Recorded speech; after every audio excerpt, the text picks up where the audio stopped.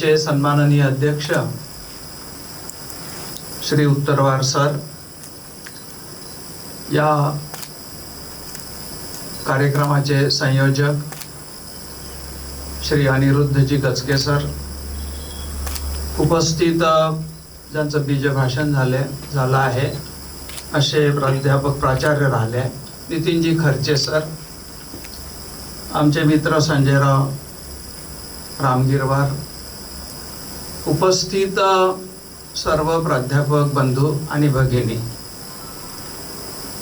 गोंडवाना विद्यापीठामध्ये दीनदयालजींचा विषय मांडण्यासाठी मला पाचारण केलं. दीनदयालजीचा विषय मांडणे याला खूप भाग्य लागत असते, कारण त्या व्यक्तिमत्वाचं जे अंतरंग आहे ते अंतरंग शोधायची याच्यामुळे एक संधी मिळत असते.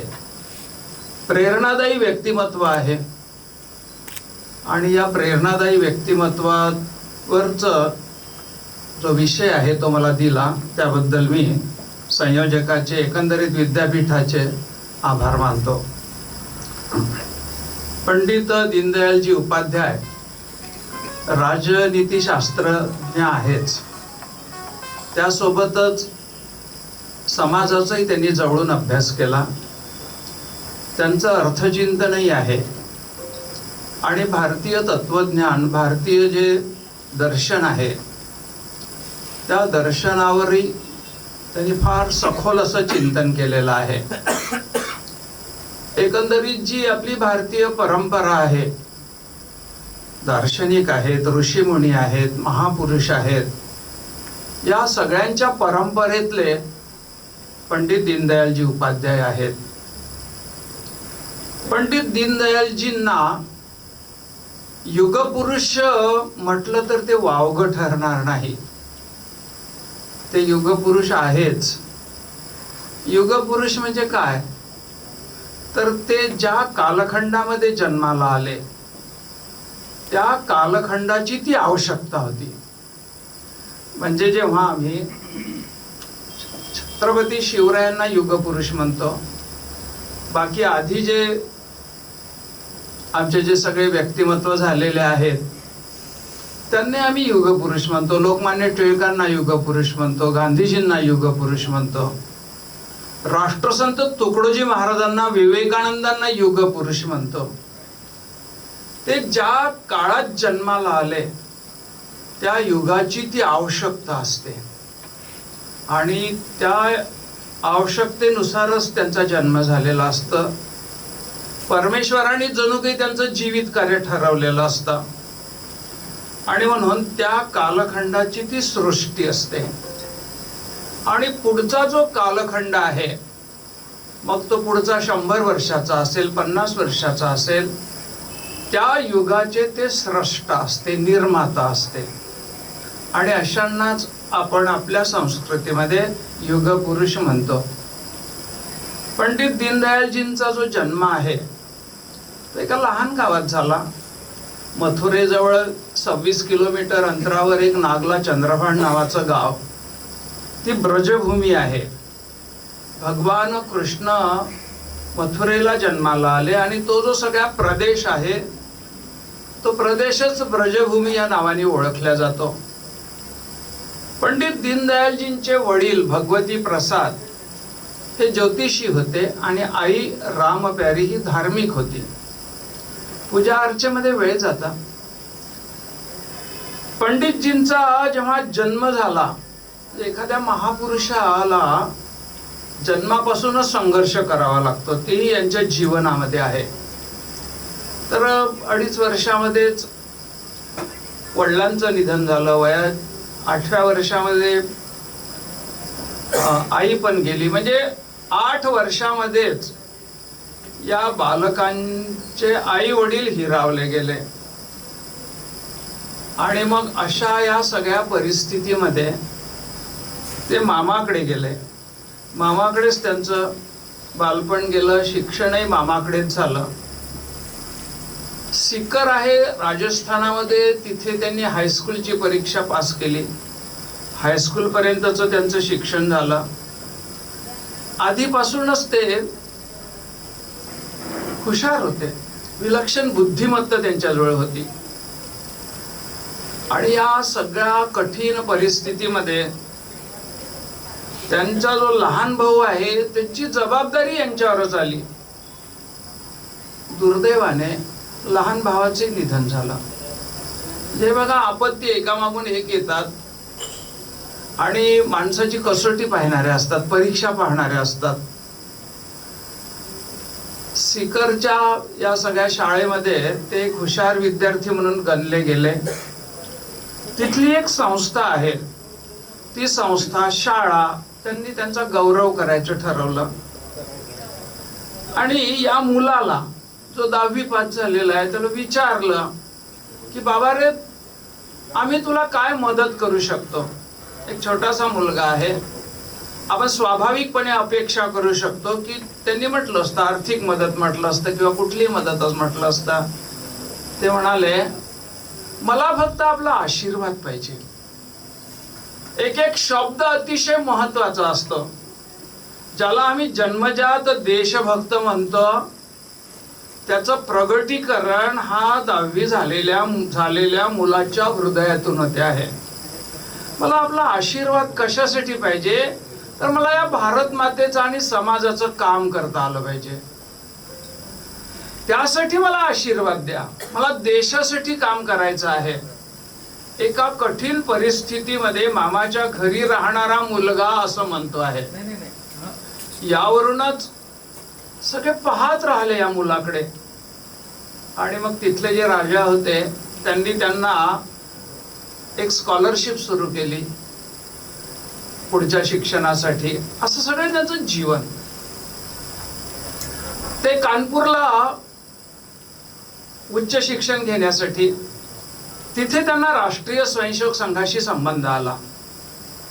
राष्ट्रीय स्वयंसेवक संघाकडे ते ओढले गेले. आणि ही नागपूरकडचीच मंडळी आहे विदर्भातली, जी सगळ्या देशभरात गेलेली होती. मग त्याच्यामध्ये भाऊराव देवरस आहेत, एक महाशब्द आहेत. त्यांच्या दृष्टीमध्ये हा मुलगा पडला, हा तरुण पडला. आणि ते संघाकडे आकृष्ट झाले. संघाकडे आकृष्ट झाल्यानंतर पुढे मग ते तिथे BA झाल्यानंतर मामांना सहज वाटलं. मामांनी याला पत्र लिहिलं की तो काहीतरी आता नोकरी शोध, कारण आपल्या परिवाराला मदत होईल. तर तू कुठली नोकरी शोधणार आहे. मामाच्या पत्राला दीनदयालजी उत्तर देतात, मी ठरवलेलं आहे, मला देशाचं काम करायचं आहे. मी नोकरी करणार नाही, मी लग्न करणार नाही, स्वतःचा संसार थाटणार नाही. पूर्णपणे माझं जीवन हे भारत मातेसाठी आहे, हे मी ठरवलेलं आहे. मामाने जेव्हा ते पत्र वाचलं, ते बघतच राहिले, काय बोलणार आहे.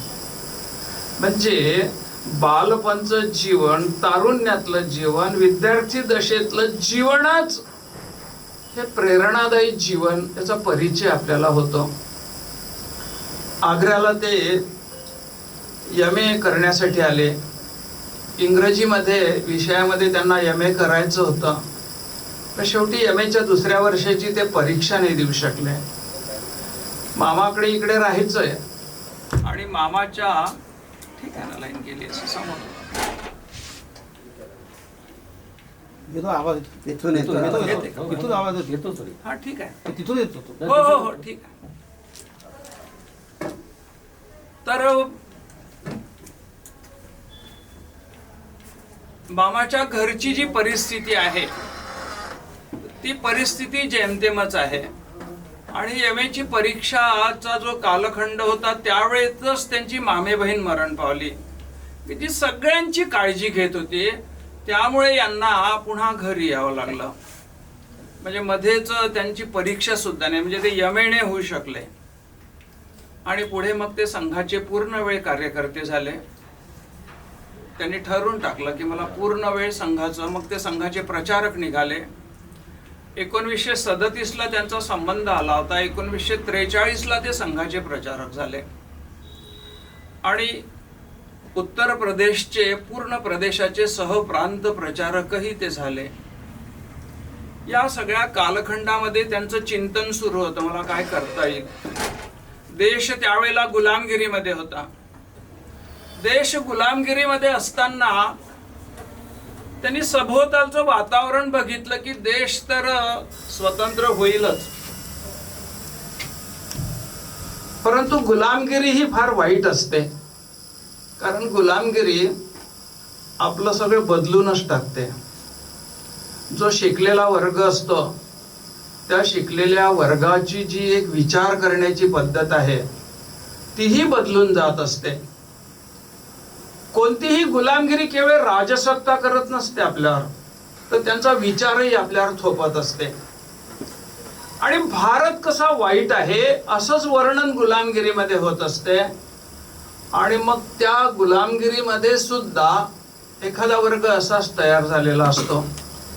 अशा वेळेला आपलं वर्तमानपत्र पाहिजे, त्याचा विचार दीनदयालजी करतात आणि राष्ट्रधर्म नावाचं एक मासिक सुरू करतात, मासिक की पाक्षिक. आणि लखनौला अटल बिहारी वाजपेयी आणि ते हे दोघं मिळून हे सगळी जुळवणी करतात. स्वतः ते त्यावेळची जी प्रिंटिंग होते त्याची ती खेळांची जुळवणी करायचे आणि ते सगळे साहित्य छापायचे. आणि त्याचे जे गठ्ठे आहे सकाळी अगदी अंधारातच हे दोघही अटल बिहारी वाजपेयी आणि दीनदयालजी सायकलवर घेऊन जेवढे स्टॉल आहे त्या ठिकाणी वितरित करायचे, तिथे तिथे पोचवायचे. या सगळ्या अनेकांची जीवन बघितली आपण. डॉक्टर APJ अब्दुल कलामचं जीवन बघितलं तर ते वर्तमानपत्र टाकायचे घरोघरी.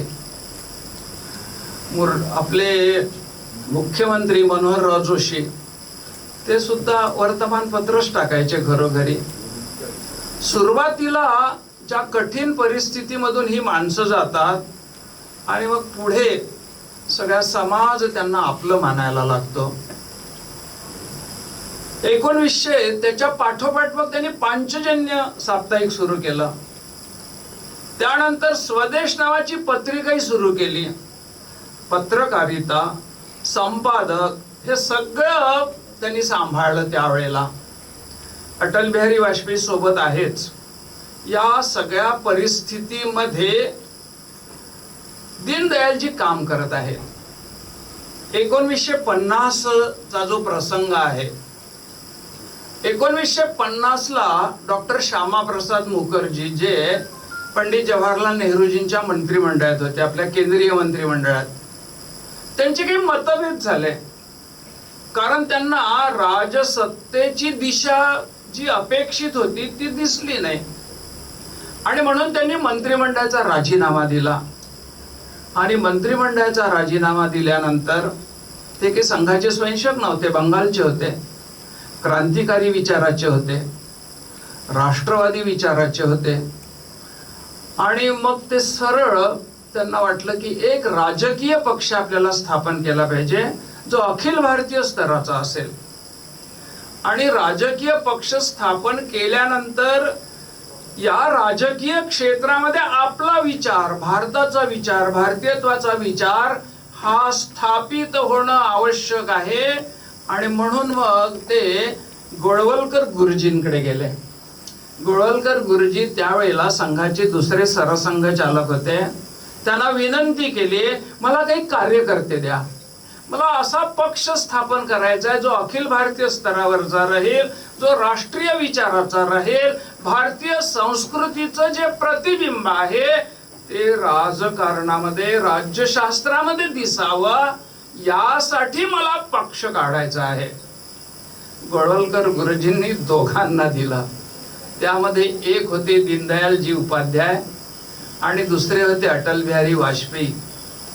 दीनदयालजींचा जो पिंड आहे तो राजकीय नव्हता, तो पिंड चिंतकाचा पिंड आहे. ते सामाजिक चिंतक आहे, ते दार्शनिक आहेत, ते व्यक्तीचा अभ्यास करतात, समाजाचा अभ्यास. असा पिंड असणारा माणूस हा राजकीय क्षेत्रात दिला गेला. म्हणून कधी कधी असं वाटतं की राजकीय क्षेत्रात सुद्धा ज्यांनी राजकारण केलेलं नसतं अशीच माणसं पाहिजे असं वाटायला लागतं. कारण राजकारण अतिशय शुद्ध राहतं. राजकारण ज्या हेतूसाठी करायचं असतं, समाजहितासाठी, राष्ट्रहितासाठी करायचं असतं, ते होऊ शकतं असं वाटतं दीनदयालजींकडे बघितल्यानंतर. आणि 1951ला भारतीय जनसंघाची स्थापना झाली. दीनदयालजींनी त्याच्या 1 महिना आधी म्हणजे सप्टेंबर 1921 मध्ये लखनौमध्येच स्थापना केली, जो प्रादेशिक पक्ष. परंतु अखिल भारतीय करायचा होता असं ठरलेलंच होतं. श्यामाप्रसादजींच्या नेतृत्वाखाली दिल्लीला 21 ऑक्टोबर 1951ला महाअधिवेशन भरला आणि त्यावेळेला भारतीय जनसंघाची स्थापना झाली. अखिल भारतीय महामंत्री म्हणून दीनदयालजींची निवड झाली. एक मोठी जबाबदारी त्यांच्यावर आली, कारण त्या कालखंडामध्ये एक राजकीय दृष्टी द्यायची होती, नवीन राजकीय दृष्टी. देश गुलामगिरीमधून बाहेर पडलेला आहे आणि बाहेर पडल्यानंतर जगामध्ये 2 विचारधारा, एक साम्यवादी विचारधारा आणि दुसरी पुंजीवादी विचारधारा. साम्यवादी विचारधारा जी आहे ती व्यक्ती आणि समाज, व्यक्ती आणि राज्य यांच्यामध्ये संघर्षच बघत होती. मार्क्सने मांडलेलं तत्वज्ञान ठीक आहे, तत्वज्ञान चांगलं आहे, परंतु अपूर्ण तत्वज्ञान आहे. समन्वयाचा मार्ग दाखवणारी जी आमची भारतीय संस्कृती आहे, आमचं भारतीय चिंतन आहे, हे चिंतन तर या सगळ्या याच्यावर आलं पाहिजे ना. दुसरीकडे जगामध्ये पुंजीवाद आहे. पुंजीवादाने माणसाला आर्थिक प्राणी बनवलं. साम्यवादामध्येही व्यक्तीला आर्थिक प्राणी बनवलेलंच आहे, परंतु तो कुठेतरी असा हे झाला, एखाद्या मशीनचा पुर्जा म्हणा किंवा असं, किंवा त्याला कार्मिक बनवलं, कामगार बनवलं. तर व्यक्तीला एका विशिष्ट ठिकाणावर ठेवणं बरं नाही. व्यक्तीमध्ये एक फार मोठी शक्ती आहे, ती शक्तीचं प्रगटीकरण आवश्यक असतं. आणि म्हणून दीनदयालजींनी हे सगळे चिंतन केलं. देश स्वतंत्र झाल्यानंतर त्यावेळेचं जे आकर्षण आहे तर ते धर्मनिरपेक्षतेचं एक आकर्षण होतं. पण ही जी धर्मनिरपेक्षता आहे, जो सेक्युलरिझम आहे, तो पश्चिमेकडचा इकडे आलेला होता, पश्चिम प्रेरित होता. खरं तर त्याचं जे भाषांतरण आहे हिंदीमध्ये पंथनिरपेक्षता आहे, परंतु आता ते धर्मनिरपेक्षता असं जे प्रचलित झालं त्याच्यामुळे तेच आपल्या सगळ्यांना स्वीकारावं लागलं किंवा तो शब्दच प्रचलित झाला. सेक्युलरिझम का निर्माण झाला? त्यांच्याकडे अव्यवस्था निर्माण झाली, त्यांच्यामध्ये काही समस्या निर्माण झाल्या, म्हणून तो सेक्युलरिझम तिथे निर्माण. तो इथे का थोपवायचा भारतावर? परंतु इथे सेक्युलरिझमचं आकर्षण झालं आणि मग एक साम्यवादी विचारधारा. या साम्यवादाचंही तत्वज्ञान किंवा साम्यवादाचाही मार्ग अनेकांना पटला नाही, म्हणून समाजवादी एक विचारधारा आली, ज्याच्यामध्ये मग लोहिया आहेत, जी काँग्रेसमधून बाहेर पडलेली मंडळी आहेत, ती समाजवादी विचाराची. विचार चांगला, अगदी सगळ्यांना मध्ये समता निर्माण झाली पाहिजे, सगळ्यांना रोटी मिळाली पाहिजे, सगळ्यांना कपडा मिळाला पाहिजे, समतेचं तत्वज्ञान मांडणारी ही एक मंडळी होती. दीनदयालजींना समाजवादाचं ठीक आहे, त्यांनी मांडणी चांगली केली आहे, परंतु याला साकार कसं करायचं, कुठल्या आधारावर, त्याचं चिंतनही दीनदयालजी करत होते. हा जो वर्ग होता लोहिया वगैरे, हे लोकशाही समाजवादाचे पुरस्कर्ते होते. आणि काँग्रेस होती त्यावेळेची, त्या काँग्रेसचा जो मार्ग होता तोही समाजवाद त्यांनी घेतलेलाच होता, समाजवादाचे मार्ग होता. त्याच्यानंतर त्यांची जी रशियाकडे थोडे झुकलेलेच होते. आणि मग इकडचं जे साम्यवादातली जी काही दोष असतील ते बाहेर ठेवायचे, पुंजीवादातले दोष बाहेर ठेवायचे, आणि मिश्र संस्कृती, मिश्र अर्थव्यवस्था, अशा याच्यावर ही मंडळी होती. म्हणजे संभ्रमच आहे हा सगळ्या. इंग्लंडमध्ये त्यावेळेला एक असा वर्ग होता की जिथे, ज्याला फेबियन सोसायटी म्हणत होतं, तिथे लोकशाही समाजवादाचा उदय झाला. तो लोकशाही समाजवाद, त्याचे आकर्षण त्यावेळेच्या सत्ताधाऱ्यांना झालेलं होतं. पण ह्या तीनही ज्या विचारधारा होत्या, म्हणजे नेहरूजीं प्रणित जी काँग्रेस होती, किंवा मग समाजवादी होते, साम्यवादी होते, या तीनही ज्या विचारधारा आहे त्यांचं एका गोष्टीवर एकमत होतं. ते एकमत असं होतं की धर्माला विरोध करायचा. म्हणजे तिन्ही गोष्टींचं होतं. यांचा एक विरोध होता की भांडवलशाहीला विरोध करायचा, म्हणजे भांडवलशाहीला विरोध करायचा आणि धर्माला विरोध करायचा. साम्यवादाचं तत्वज्ञान होतं कुटुंबाला विरोध करायचा, कुटुंबही नको. आणि इथे गांधीजी काय म्हणतात की धर्म आणि राजकारण सोबत चाललं पाहिजे. धर्म जर वजा झाला राजकारणातून तर राजकारण म्हणजे प्रेत राहील, प्रेतासारखं होईल. आता इथला भारताचा जो धर्म आहे त्याला संकुचित केला गेला, कारण भारताचा धर्म हा काही रिलिजन नाही आहे, हा मजहब नाही आहे, ही उपासना पद्धती नाही आहे. तर भारताची जी धर्म म्हणून कल्पना आहे, संकल्पना आहे, स्वामी विवेकानंद म्हणतात धर्म हा भारताचा प्राण आहे. आणि भारतातून जर धर्म वजा केला तर भारत हा भारतच राहणार नाही, हे आमचं चिंतन आहे ना. आणि इथे धर्मनिरपेक्षतेच्या किंवा सेक्युलरिझमच्या मागे लागून तुम्ही धर्मालाच आकुंचित केलं.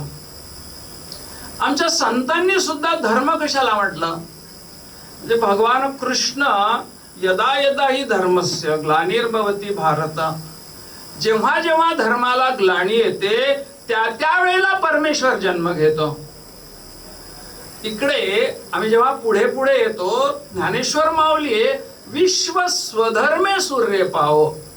अरे या विश्वाला स्वधर्म रूपी सूर्याचा प्रकाश त्याच्या हृदयात येवो. इथे परमेश्वराने ज्याच्याकडे जे काम दिलेलं आहे त्या मार्गाने त्यांनी चाललं पाहिजे आणि आपलं जे नियत कार्य आहे ते पूर्ण केलं पाहिजे. याला भारतामध्ये धर्म म्हटलेला आहे. रिलिजन म्हणजे धर्म नाही आहे. धर्म ची जी कल्पना आहे ती भारतातच आहे, जगाला धर्म नाही माहित. त्यांना उपासना पद्धती माहिती आहे, त्यांना पूजा पद्धती माहिती आहे. या सगळ्या पार्श्वभूमीवर या कालखंडामध्ये मी आधी तुम्हाला सांगितलं की जे महापुरुष जन्माला येतात ती त्या काळातली आवश्यकता असते. सगळ्या विश्वाला ज्ञानाचं अमृतपान करणारा जो भारत आहे त्याच्या आधारावर राष्ट्र उभं करायचं आहे ना. दीनदयाळजीचा विचार कसा करतात त्याच्या आधारावर आम्हाला राष्ट्र विचार करायचा. हे प्राचीन राष्ट्र आहे, इथे हे सगळे दार्शनिक निर्माण झालेले आहे. आणि 19व्या शतकाचा जो मध्य आहे, देश गुलाम होता, पण आध्यात्मिक चेतना निर्माण करणारे स्वामी रामकृष्ण परमहंस आहेत, दयानंद सरस्वती, योगी अरविंद, स्वामी विवेकानंद, त्यांनी आध्यात्मिक चेतना निर्माण केली या समाजामध्ये. ही चेतना असल्याशिवाय स्वचं दर्शन नाही होणार ना. मी कोण आहे, मला माझी ओळख काय आहे, हे निर्माण केल्याशिवाय राष्ट्रच उभं राहू शकत नाही. या कालखंडामध्ये दीनदयालजी जेव्हा असं चिंतन करतात आणि मांडणी करतात, राजकीय, सामाजिक, त्याच्यानंतर सांस्कृतिक आणि आर्थिक, समाज जीवनाच्या सगळ्या क्षेत्रामध्ये ही मांडणी झाली पाहिजे, तरच हा समाज उभा राहील. नाही तर 700 ते 800 वर्ष मोगलांच्या गुलामगिरीत, नंतर इंग्रजांच्या गुलामगिरीत, आणि गुलामगिरीतून आलेले जे सगळे दोष आहे तेच कवटाळून बसलेला समाज हा विश्वाचं नेतृत्व कसं करू शकेल. भारताची नियती काय, भारताचा जन्म कशासाठी झाला आहे, तर सगळ्या जगाला जीवन जगण्याचा मार्ग दाखवण्यासाठी भारताचा जन्म झालेला आहे, ज्याला आम्ही राष्ट्रधर्म म्हणतो. ते आमचं कर्तव्य आहे. अशा या पार्श्वभूमीवर पंडित दीनदयालजी उपाध्याय चिंतन करतात. 1953 ते काश्मीरच्या सत्याग्रहामध्ये आहेत. हा जो सत्याग्रह आहे श्यामाप्रसाद मुखर्जींच्या नेतृत्वाखाली केला गेला. 370व्या कलमाला विरोध. एक देश में दो विधान, दो निशान, दो प्रधान नहीं चाहिए. आमचं काश्मीर आमचं नंदनवन आहे. अटलजींना आणि दीनदयालजींना काश्मीरच्या त्या सीमेवर अटक करण्यात आली, पण श्यामाप्रसाद मुखर्जींची जी अटक आहे ती काश्मीर मधली आहे. कारण श्यामाप्रसाद मुखर्जींवर मग कायदे इथले चालले म्हणजे चालू नाही याच्यासाठी ती व्यवस्था केली त्यांनी. आणि श्यामाप्रसाद मुखर्जींचा तुरुंगातच मृत्यू झाला. रहस्यमय मृत्यू आहे. आणि मग त्याच्यानंतर ही जी पक्षाची जबाबदारी आहे, ज्या पक्षाला 2च वर्ष झाले होते सुरू होऊन, ती जबाबदारी दीनदयालजी उपाध्याय यांच्यावर आहे. आणि म्हणून संघटक म्हणून त्यांना ही भूमिका वठवायची आहे. तर माझ्याकडे जबाबदारी दिलेली आहे ही भूमिका. त्याच वेळेला कच्छचं आंदोलन आहे त्याचं नेतृत्व दीनदयालजी करतात. गोवा मुक्ती आंदोलनाचंही नेतृत्व ते करतात. एकंदरीत हे जीवन कसं आपल्याला धावपळीचं जीवन साधा आहे, सादगीपूर्ण व्यवहार आहे दीनदयालजींचा. त्याच वेळेला लेखन करायचं आहे, चिंतन करायचं आहे, समाजापुढे मांडायचं आहे. आणि यातूनच एकात्म मानव दर्शनचा जन्म झाला. दीनदयालजी म्हणतात की मी नवीन काही सांगत नाही, मी नवीन कुठलंही तत्वज्ञान सांगत नाही. जे भारताचं आहे, जे आमच्या ऋषी मुनींनी दार्शनिकांनी ठेवलेलं तत्वज्ञान आहे, त्याचीच आजच्या युगामध्ये मांडणी करतो आहे. मला ते जसंच्या तसे घ्यायचं नाही आहे, त्याला युगानुकूल करायचं आहे. अशा प्रकारचा हा द्रष्टा महापुरुष विचार करतो आहे. आणि विचार करत असताना त्यावेळेला राजकारण सांभाळणे कठीणच आहे ना. काही एवढी लोकप्रियता नव्हती. 1963 त्यांना उभंही केलं निवडणुकीत, जौनपूर मतदारसंघात पोटनिवडणुकीत. पराभूत होणार होते, झाले पराभूत. जबरदस्तीनं का उभं केलं? माणसं सापडत नव्हती त्या कालखंडामध्ये. काही वाटलं नाही, मी तडजोड नाही करणार, कुठलाही जातीवादी प्रचार नाही करणार, जातीवर बोलणार नाही, विषय मी राष्ट्रीयत्वाचाच ठेवेल. हे ठरलेलं त्यांचं. जेव्हा ते चिंतन करतात, इथल्या धर्माचं चिंतन करतात, तर ही धर्माची परिभाषा काय आहे? ही धर्माची परिभाषा संतांची वाङ्मयात आलेली आहे. दीनदयालजी ज्या कालखंडात मांडली तिला त्याचं प्रगटीकरण आहे. धर्म म्हणजे काय?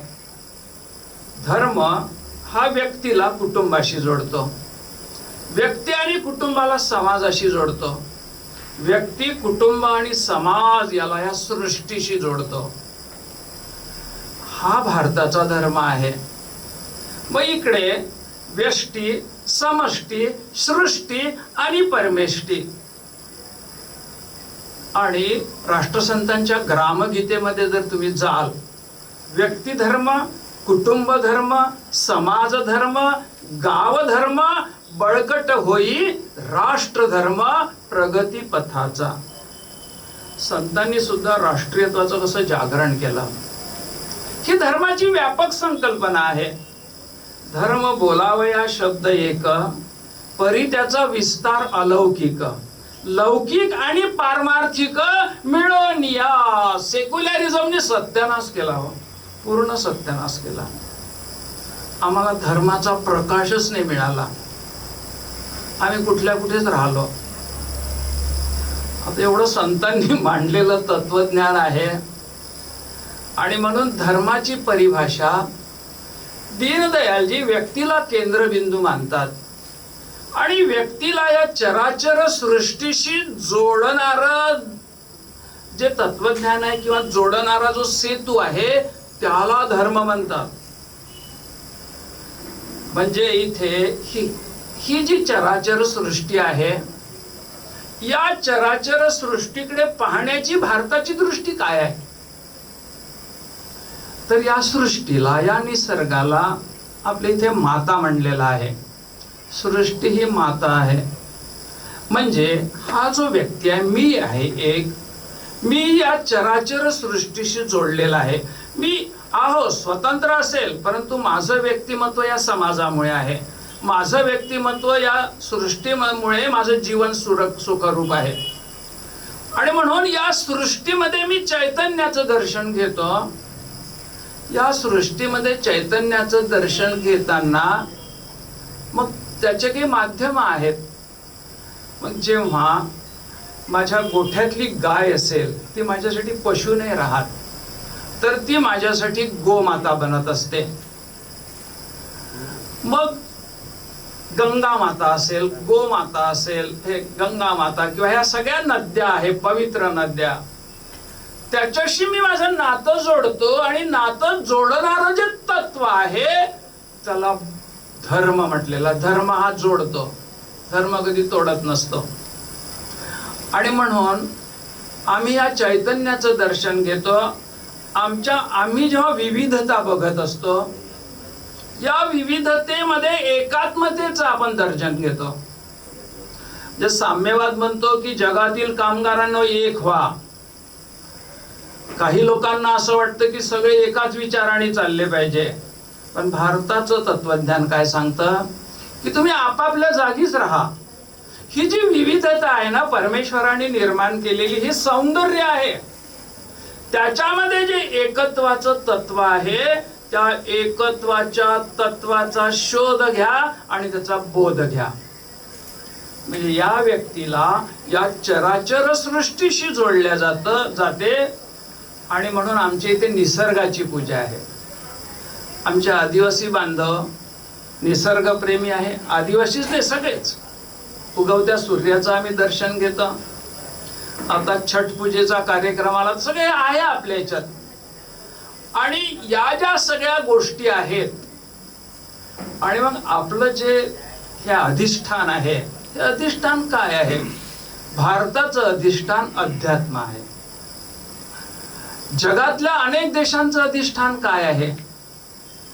तर जेव्हा अमेरिकेतल्या माणसाला विचारलं की बाबा रे, जग तुझ्यासाठी काय आहे, तो म्हणेल संपूर्ण जग माझ्यासाठी एक बाजारपेठ आहे. आणि भारतातल्या माणसाला, साध्या माणसाला विचारलं की बाबा रे, ह्या विश्वाकडे तू कुठल्या दृष्टीने बघतो? तो म्हणतो हे विश्व माझ्यासाठी एक कुटुंब आहे. ही भारताची ओळख आहे.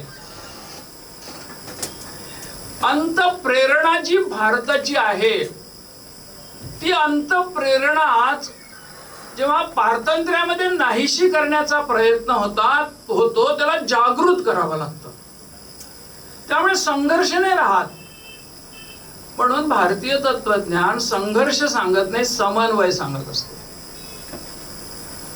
आणि मग या सृष्टी असेल, सगळे साम्यवादाने म्हणा किंवा पुंजीवादाने व्यक्तीला व्यक्तिवादी बनवलं. साम्यवादाने समाज श्रेष्ठ, हे म्हणतात व्यक्ती श्रेष्ठ. आणि भारताचं तत्वज्ञान म्हणतो व्यक्ती आणि समाज याच्यामध्ये संतुलन आहे, समन्वय आहे. व्यक्तीतून समाज बनतो. समाजामुळे व्यक्तीचा विकास होतो, व्यक्तिमत्वाचा विकास समाजात राहून होतो. माझ्या समोर तुम्ही इतके लोक बसलेले आहात, तुम्ही नसते इथे तर मी माझं प्रगटीकरण करू शकलो नसतो. तुमच्यामुळे माझं अस्तित्व आहे. हे दीनदयाळजी कसं समजावून सांगतात सोप्या भाषेमध्ये. व्यक्ती जन्माला येतो, जन्माला आल्याबरोबर त्याला आई वडील मिळतात, त्याला कुटुंब मिळते. आणि कुटुंबामध्ये आनंद असतो, प्रचंड आनंद असतो. नवीन बाळाचं आगमन झालं की ते फार आनंदित सगळे लोक होतात, नातेवाईक. त्याचा जो नामकरण विधी होतो त्या दिवशी त्याला समाज स्वीकारतो स्वाभाविकपणे. आमच्या इथं समाज म्हणजे काही सामाजिक कराराचा सिद्धांत नाही आहे जो पश्चिमेचं तत्वज्ञान आहे. समाज हा नैसर्गिक आहे. स्वाभाविकपणे निर्माण झालेला आहे. हे आमचं मूलभूत चिंतन आहे. व्यक्तीला नामकरण विधीला समाज स्वीकारतो.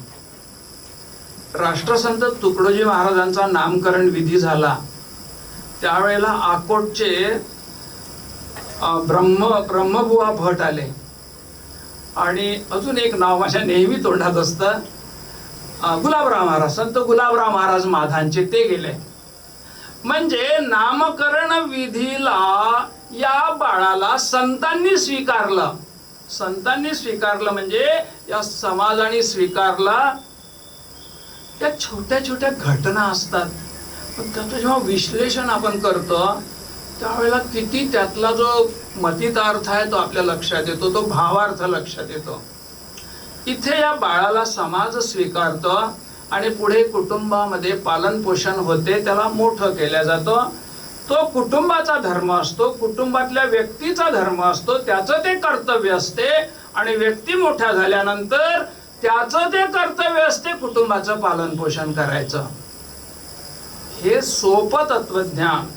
आणि म्हणून मग मला देश काय देतो, अरे नाही नाही नाही, मला देशासाठी काय दिलं पाहिजे, हा समाज काही कामाचा नाही, तो मला काहीच देत नाही. विचार कसा करतो व्यक्ती, या संस्कारातून गेलेला विचार काय करतो, मला समाजाचं देणं लागतं.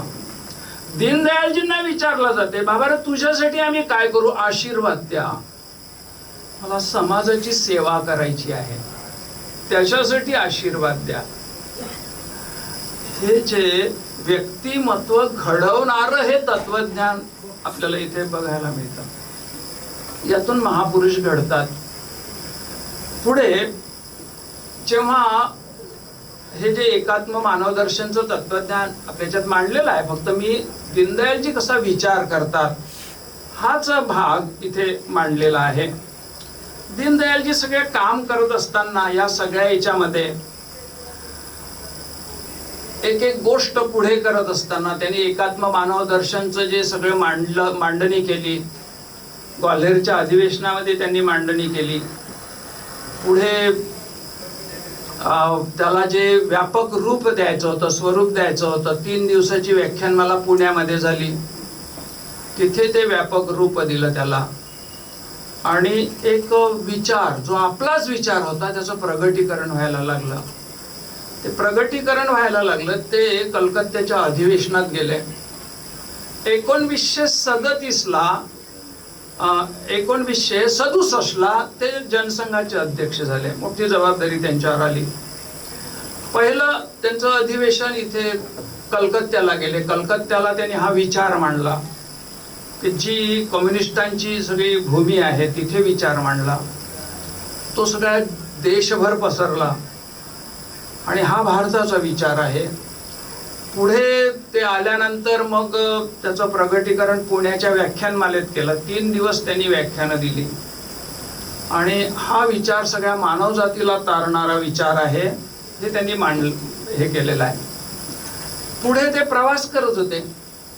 प्रवास करत असताना त्यांचं जीवन साधं आहेच, पण एकंदरीत आम्ही समर्पित व्यक्तिमत्व ज्याला म्हणतो, कारण आमची जी जीवन मूल्य आहे ती मूल्य कशी स्थापित झाली असेल, कशी निर्माण झाली असेल, त्याचे विचार जे ऋषीमुनींनी केला तोच विचार दीनदयालजी करतात. की समजा त्यागाचं मूल्य आहे, तर त्यागाचं मूल्य, तर आमच्या समोर कुठले आदर्श उभे राहतात, तर आमच्या समोर रामायणातला राम उभा राहतो, भरत उभा राहतो आणि भगवान गौतम बुद्ध उभे राहतात, की जे त्याग करतात. जीवनामध्ये आयुष्यामध्ये जेव्हा महापुरुष किंमत चुकवतात त्याच्यातून मूल्य निर्माण होतात, जी मूल्ये शाश्वत असतात. शील नावाचं मूल्य आहे. हा सगळा इतिहास ठेवावा लागतो, नवीन पिढी समोर ठेवावा लागतो.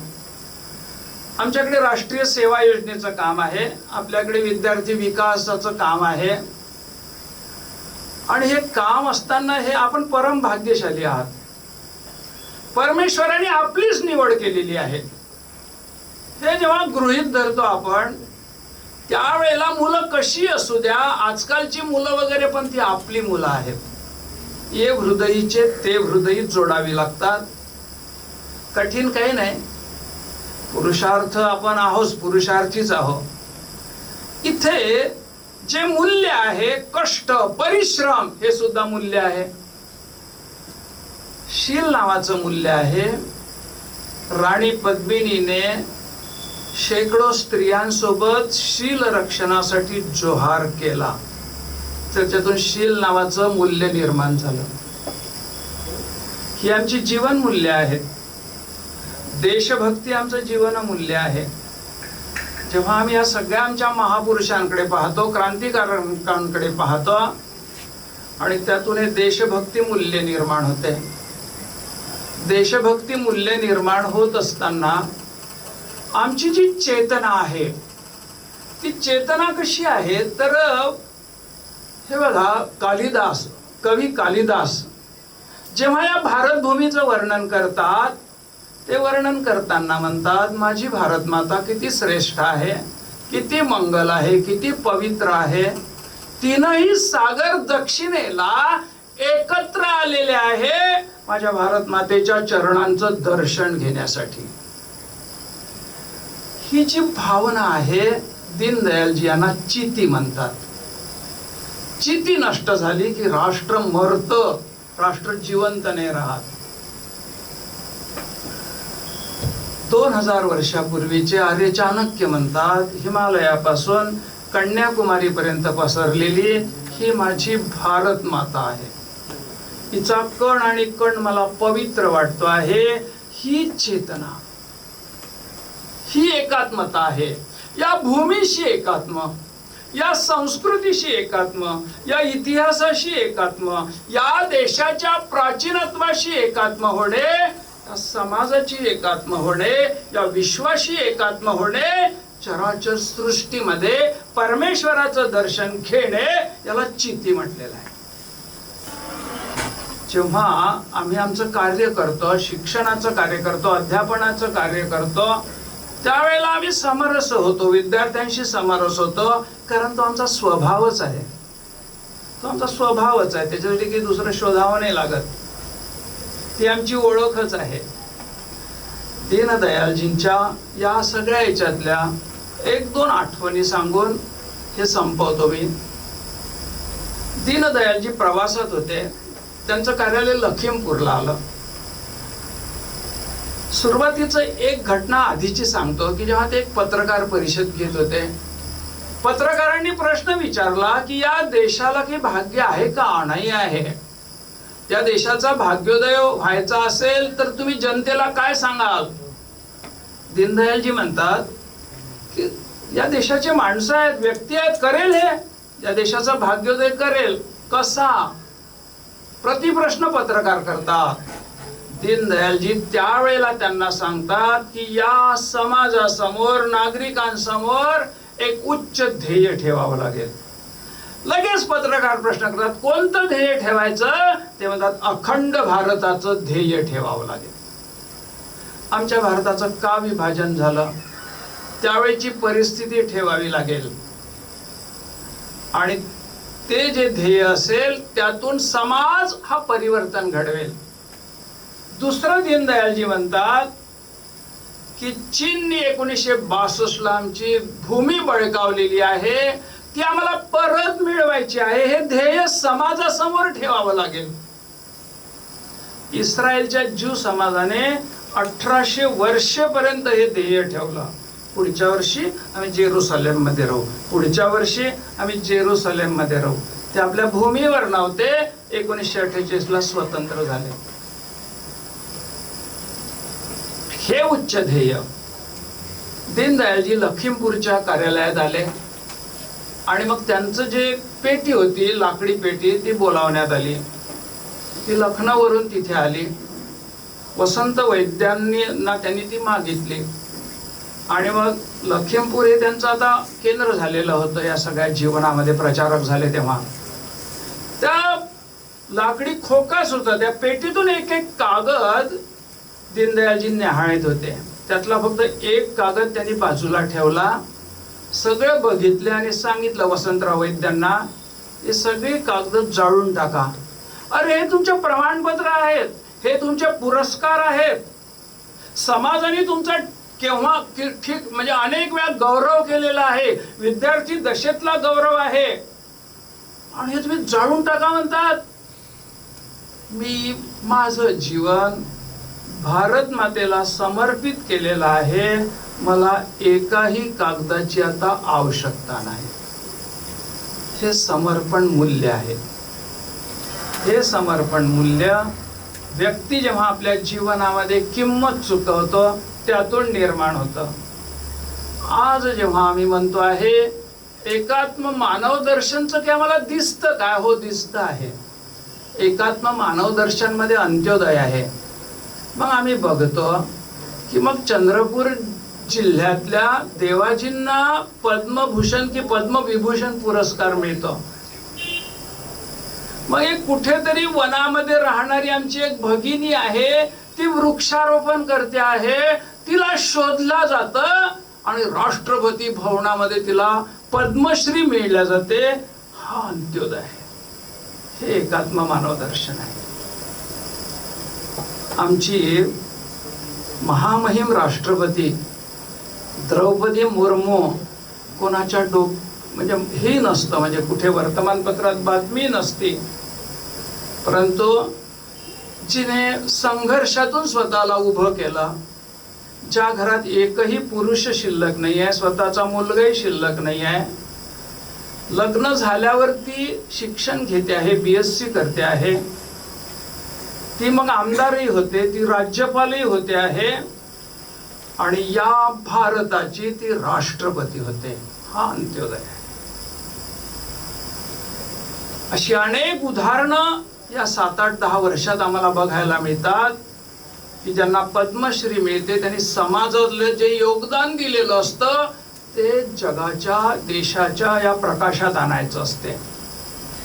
आणि आत्ता जो संतांचा विचार आहे तो संतांचा विचार पुढे येतो आहे. सगळं विश्व, सगळं जग, या विश्वाला आम्हाला मानवतेचा संदेश द्यायचा आहे. हे काम भारतालाच करायचं आहे. आणि म्हणून त्याच्यासाठी कष्ट, परिश्रम, समर्पणशीलता, देशभक्ती ही मूल्ये पाहिजे. आणि ही मूल्ये जी आहे ती स्वाभाविकपणे जेव्हा आम्ही या भारताला ओळखतो, या भारताचा परिचय आम्हाला होतो, त्यावेळेला ही भारत माता आम्हाला, या भारत मातेविषयी आम्हाला नितांत अभिमान होतो. आणि म्हणून आज आम्ही पाहतो आहे शेकडो किंवा हजारो मैल दूर असलेला भारतीय ज्या देशामध्ये आहे तो एकत्र येतो कधीतरी, तिथे भारत मातेचा जय जयकार करतो, तिथे वंदे मातरमच्या गर्जना करतो. भारताशी असलेलं जे नातं आहे ते पुन्हा घट्ट करतो, कारण ते त्याचं भावविश्व आहे. भारत त्याच्या भावविश्वात राहिला पाहिजे, याच आधारावर देश उभा करायचा आहे. आणि दीनदयालजींचं जीवन आहे ते आमच्यासाठी एक मार्गदर्शिका आहे. सगळ्यांना धन्यवाद. भारत माता की जय. भारत माता.